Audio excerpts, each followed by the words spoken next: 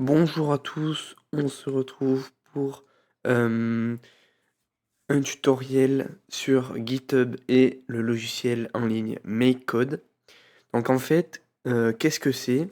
C'est un logiciel qu'on peut retrouver sur les navigateurs, donc tout ce qui est Google Chrome, Opera GX, et qui permet de facilement programmer des cartes microbytes. Donc en fait, on va commencer par MakeCode, puis par GitHub, et ensuite on verra comment combiner les deux. Alors on peut commencer par créer un nouveau projet. En fait, on peut choisir tout simplement sur quel langage de programmation on peut faire. Moi je vous conseille de mettre tout dans l'option de code. Vous donnez un nom à votre projet et on se retrouve sur l'interface. Donc je vais vous expliquer quelques astuces, quelques façons de programmer en fait, et je vais pas tout vous dire en fait. Comme ça vous laissera quand même le temps de découvrir par vous-même. Donc en fait, premièrement, on peut voir qu'on a une interface en bloc, mais si vous voulez apprendre par exemple le JavaScript, vous avez aussi une interface en bloc, mais vous avez juste à glisser par exemple comme ça. Et là, vous pouvez voir que ça va afficher, le nombre. Ça vous permet en fait, finalement d'apprendre, le langage de programmation, en bloc. C'est-à-dire que vous pouvez, trouver, par exemple comment effacer l'écran.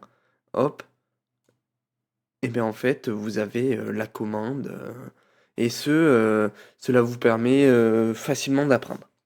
Donc on va quand même retourner sur, le bloc et donc vous pouvez voir que il y a beaucoup d'options, beaucoup de catégories. On va voir la base.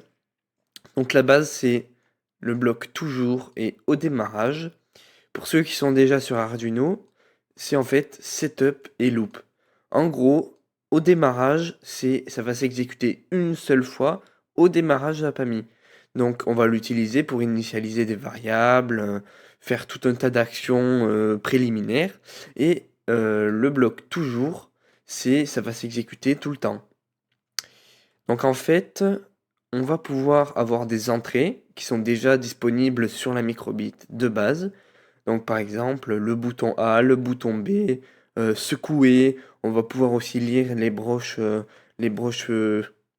0, 1, 2, les accéléromètres. Il y a tout un tas de choses. Et on a aussi plus, si vous voulez voir, il y a tout un tas d'entrées. On va pouvoir utiliser les LED. La radio aussi. Donc la radio, ça va permettre d'envoyer des messages à d'autres microbytes qui sont sur le même channel. Donc en fait, un exemple du setup, j'ai envie de définir 7 microbits au groupe 3, et bien j'ai envie de le définir qu'une seule fois au démarrage. Donc après, il y a les boucles, donc répéter tant de fois, etc. Il y a la logique, si, alors, sinon, avec tous les comparaisons, etc. Les maths, donc on a pas mal de fonctions mathématiques qui peuvent être pratiques, valeur absolue, arrondi, etc. Et ensuite, on a les variables. Donc les variables, on peut créer une variable facilement. Je vais vous montrer quelques extensions et quelques catégories avancées qui vont vous servir énormément. Premièrement, la catégorie fonction. Donc ça va vous permettre de créer en fait un bloc qui va faire une action. Donc par exemple, là on a le nom de notre bloc, on va l'appeler tutoriel, et on a envie d'y mettre un paramètre, c'est-à-dire par exemple le tutoriel ça affiche un nombre. Donc je peux cliquer sur nombre, et là on va mettre nombre par exemple, le nom de notre paramètre. Terminé, et là en fait, tout simplement, j'ai envie qu'il affiche quelque chose, hop, montrer le nombre. Et là, en fait, je peux prendre ça, nombre, et le mettre ici. Et ce qui est vachement pratique, c'est que du coup, je vais dans toujours, et là, je peux mettre le nombre que je veux, par exemple 3. J'active et ça affiche 3. Et en fait, on peut faire beaucoup plus complexe que ça, Parce que vous avez vu, il y a plein de paramètres. Il y a des images, des booléens, des tableaux, etc. C'est vachement pratique. Donc ça va vous permettre en fait de simplifier vos programmes. Ensuite, il y a les communications séries qui vont vous permettre de facilement lire la donnée. Donc en fait, tout simplement, on vient ici et on peut y mettre lire n'importe, par exemple, écrire la ligne tutoriel, mais ça peut être une variable quelconque que vous avez envie de lire. Et donc là, hop, on relance. Voilà. Et donc là, ça écrit tutoriel en boucle. Ensuite, dans les extensions qui sont pratiques, on a l'extension Datalogger. Donc vous avez juste à cliquer dessus et ça la télécharge. Et en fait, si vous avez envie d'enregistrer les données de la microbit en cours avec parce que vous avez un McQueen ou quoi que ce soit, et bien tout simplement Datalogger, ça va vous permettre de créer par exemple un tableau, donc une colonne tutoriel, pareil, qui va en fait, on va pouvoir tout simplement mettre des données dans ce tableau et ce tableau, on va le retrouver dans dans l'explorateur de fichiers. Vous aurez microbit et vous cliquez, il y aura un fichier data.html et ce fichier, vous retrouverez votre tableau. C'est pratique pour ceux qui veulent tout simplement prototyper, expérimenter et en fait utiliser finalement la communication série mais sans être connecté à l'ordinateur.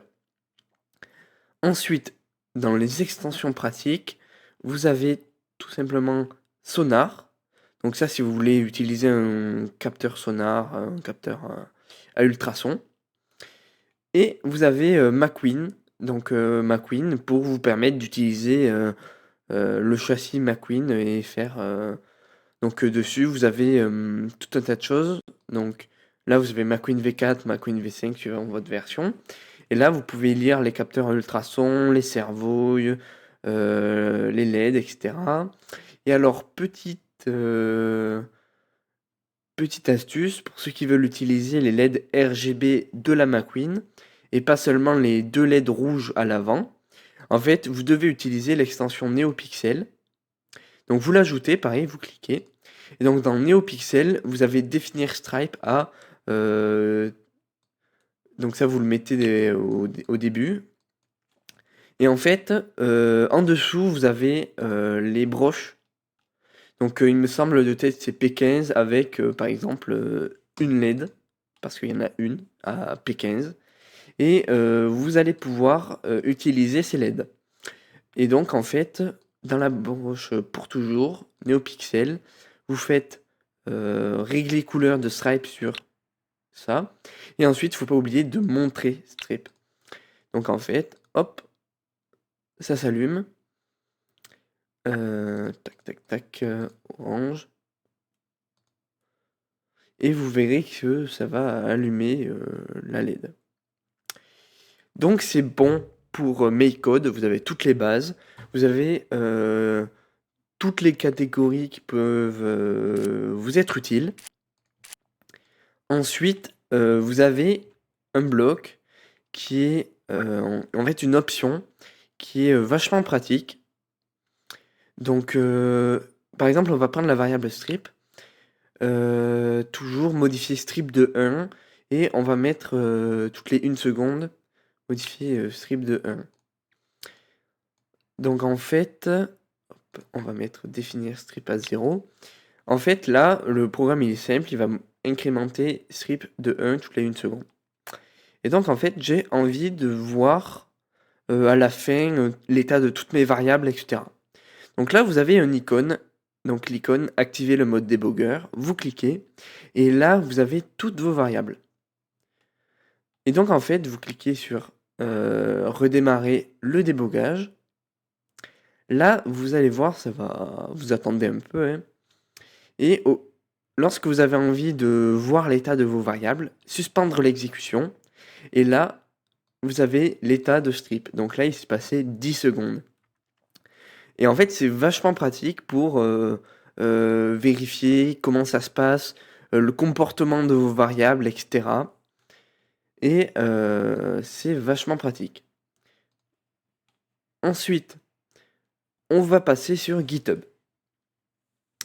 Donc GitHub, pour ceux qui ne savent pas, c'est un logiciel qui permet de collaborer avec d'autres personnes.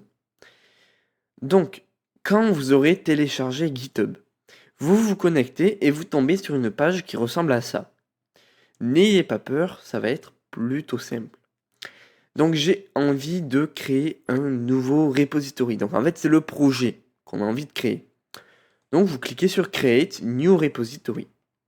Dessus, vous mettez le nom de votre projet, de votre repository. Donc par exemple, tutoriel 1. Par exemple. Vous mettez la description que vous voulez. Donc moi je mets par exemple tutoriel. Et là, vous choisissez le path, là où vous voulez mettre votre projet. Et vous pouvez aussi l'initialiser avec un README file. Ça, c'est vous qui le choisissez. Un README file, c'est un fichier où vous pouvez mettre tout un tas d'informations pour, par exemple, si vous vous partagez le projet à quelqu'un qui ne connaît pas du tout le projet, vous pouvez y mettre des consignes d'utilisation, des astuces, etc. C'est un fichier README, donc lisez-moi. Gitignore, en fait, c'est si vous travaillez sur, par exemple, Unity, donc je cherche Unity par exemple, donc pour créer un jeu vidéo, ben il y a des fichiers, on a envie d'ignorer, des fichiers qui sont inutiles à la collaboration. Donc tous les fichiers de paramètres, tous les autres fichiers inutiles. Donc en fait, ça va les ignorer. Donc moi, j'ai pas envie, donc je fais none. Licence, donc ça c'est toutes les licences publiques, Apache, etc. Donc moi je m'en fous un peu. Donc là ensuite j'ai configuré Create Repository. Vous arrivez sur cette page et cette page vous avez envie donc de le mettre sur les serveurs GitHub. Vous faites Publish Repository. Vous mettez votre nom, etc. Personnellement sur les code, vraiment, vous n'avez pas envie qu'il soit partagé, vous faites keep this code private. Si vous avez envie, par exemple, pour plus tard, le montrer à des patrons, etc., pour vous faire embaucher, ça peut être vachement pratique. Vous décochez ça. Publish repository. Et donc là, ça va envoyer le dossier sur, sur les serveurs de GitHub. Donc là, pour vous montrer, on a cet onglet. Et par exemple, j'ai partagé à un de mes collaborateurs. Je l'ai partagé. Donc je vais vous montrer comment le faire. Ça peut être un peu compliqué. Donc tout simplement, vous allez sur... vous allez sur l'onglet GitHub. Sur github.com. Vous trouvez votre repository. Donc moi je tape tutoriel 1. Hop, vous allez dessus, vous avez votre repository, voilà. Et vous allez dans Settings, Collaborator, Add People, et là vous ajoutez, vous tapez l'email, n'importe. Et cette personne que vous avez ajoutée va recevoir un email et elle va devoir accepter tout simplement l'invitation. Et après, vous allez pouvoir gérer ses niveaux d'accessibilité, donc elle peut modifier, elle peut faire ci, voilà. Et donc ensuite, vous allez pouvoir revenir sur GitHub et elle va pouvoir, par exemple, modifier un fichier. Donc moi, j'ai envie de modifier un fichier. Donc je vais ajouter un fichier, allez, un TXT tout simplement. Donc là, vous avez vu, je peux aller ici, faire clic droit. Et là, je peux faire create repo name, copier, etc. Donc je peux show in Explorer, donc l'explorateur de fichiers. Là, vous ne le voyez pas, l'explorateur de fichiers. Mais là, j'ajoute un simple fichier .txt, donc tutoriel. Et là, on revient sur GitHub et oh, il y a un truc qui a été ajouté. Donc en fait, j'ai tout simplement, il a vu que j'avais ajouté le fichier tutoriel.txt. Et j'ai envie de faire un commit, c'est-à-dire faire, un point de contrôle, un endroit, c'est, disons, c'est un point de sauvegarde de l'état de votre projet. Donc en fait, ça vous permet de tracer facilement dans l'historique, comment, ça fonctionne. Donc là, je peux mettre un commit, donc ajout de tutoriel. Et en fait, je peux mettre une description, donc à vous de libre à vous de choisir. Et vous faites commit to main. Commit to main, donc là, il est encore sur votre ordinateur et pas encore sur les serveurs de GitHub. Vous faites push origin. Et là, ça a été envoyé sur les serveurs de GitHub. Votre collaborateur, s'il a envie d'actualiser en fait son projet de son côté, vous faites fetch origin. Et en fait, ça va actualiser et il va voir qu'il y a eu des modifications. Là, je peux pas vous le montrer étant donné que j'ai pas d'autre ordinateur. Mais en fait, quand ça sera fait fetch origin, après, il va trouver une modification et il va lui dire est-ce que je vais actualiser. Il va y avoir écrit pull origin. Vous faites pull origin et votre projet va être actualisé. Ce sera le même que votre collaborateur. Donc en fait, c'est tout simple. C'est pas vraiment compliqué. Il y a aussi les branches.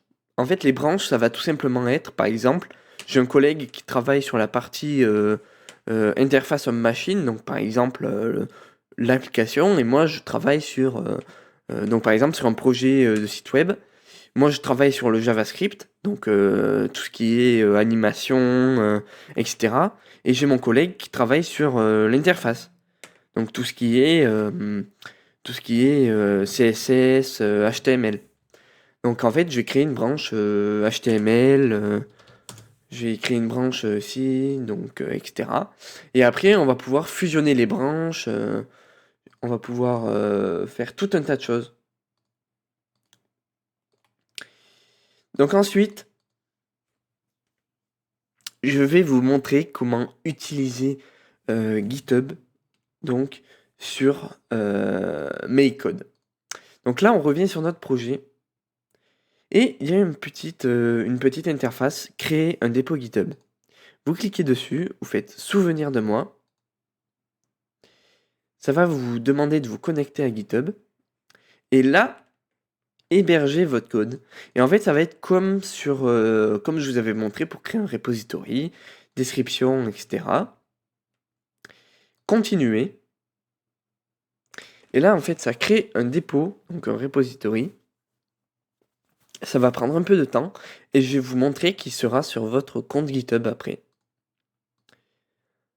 Hop, ça prépare. Donc regardez. On revient dans le menu. Voilà. Ça a créé le dépôt. Donc vous avez vu, c'était bien créé. Et là, je reviens ici, je cherche. Donc c'est tuto. Voilà, tutorial. Et là, il y est.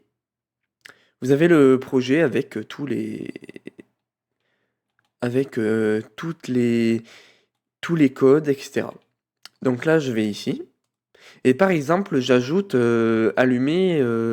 j'ajoute par exemple montrer ces LED là. Donc par exemple, hop, je fais une forme au pif.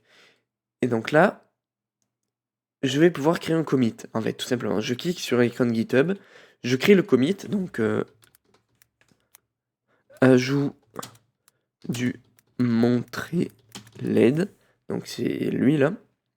Et donc là, je peux valider et soumettre les modifications.